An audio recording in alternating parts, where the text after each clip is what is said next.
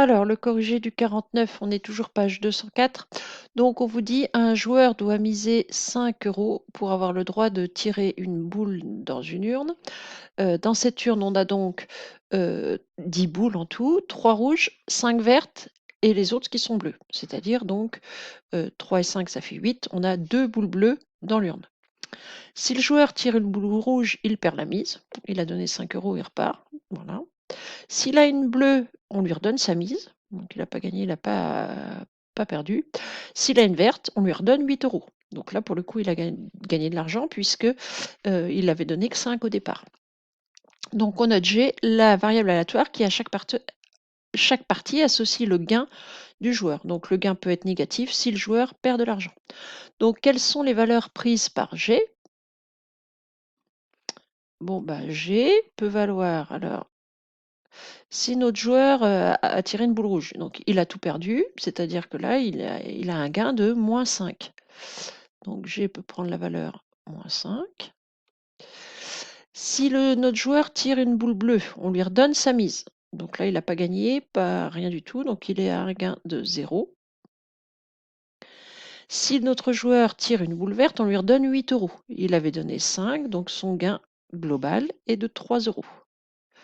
Donc le G peut valoir moins 5, 0 ou 3. Maintenant, je veux déterminer la loi de probabilité de G. Donc déterminer la loi de probabilité de G, c'est faire un tableau dans lequel on va mettre les différentes valeurs possibles pour G et les probabilités associées.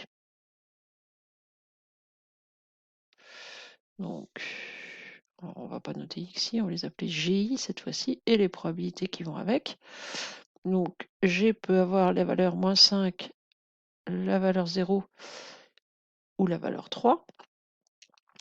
Donc, moins 5, c'est je perds 5 euros. Alors, comment on fait pour perdre 5 euros? C'est quand on ne nous redonne rien, c'est-à-dire quand on a tiré une boule rouge. Quelle est la probabilité de tirer une boule rouge? Ben, j'ai une urne avec 3 rouges sur, en tout, 10 boules. Donc, la probabilité de tirer une boule rouge, c'est 3 sur 10, que vous pouvez écrire 0,3 si vous voulez. La probabilité d'avoir un gain de 0. Donc, quand est-ce qu'on nous a 0? C'est quand on nous rend la mise. Quand est-ce qu'on nous rend la mise? C'est si on a une boule bleue. Donc des boules bleues, on a dit tout à l'heure, donc les autres sont bleus, il y en a 10 en tout, donc il y a 2 boules bleues. Donc ici, c'est 2 sur 10 ou 0,2. Et la probabilité de gagner 3 euros, donc c'est si on a une boule verte. On vous dit des boules vertes, il y en a 5 sur les 10. Donc la probabilité de tirer une boule verte, c'est 5 dixièmes, ou encore 0,5. Le total 0,3 plus 0,2 plus 0,5 vaut bien 1. Donc a priori, on a réussi à faire notre loi de probabilité. En tout cas, elle est cohérente. Voilà, toujours ce contrôle, hein. Je vérifie que toutes les probabilités, tout ce que j'ai sur la ligne du bas vaut 1. Alors, ça, c'est pas une garantie assurance tout risque, mais disons que déjà, si on ne trouve pas 1, il y a une erreur quelque part, on en est sûr. Et donc, il faut chercher. Voilà, c'est tout pour cet exercice.